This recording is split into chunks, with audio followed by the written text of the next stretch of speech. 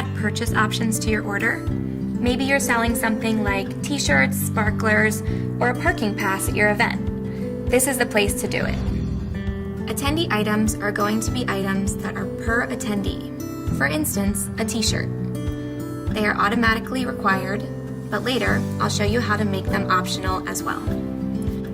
Other stuff is going to be extra items that are not per an individual attendee and are not required, like a water bottle.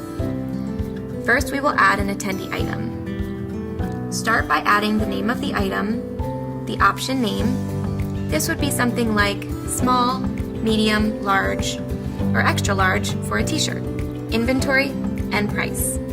To add advanced settings, click the gear icon. Here, you can change the required toggle if the item is optional, and you can add a product image. If your item is free, you can hide the price here. You can hide and show products and add dates of availability. You can also add restrictions on location. Once you're finished, you can save or add more items. Since we added a small t-shirt, this is how I would add a medium. Now for your other stuff. Add your item's name, option name, inventory, and price. In advanced settings, you're able to add a product description, image, and availability options. Don't forget to save!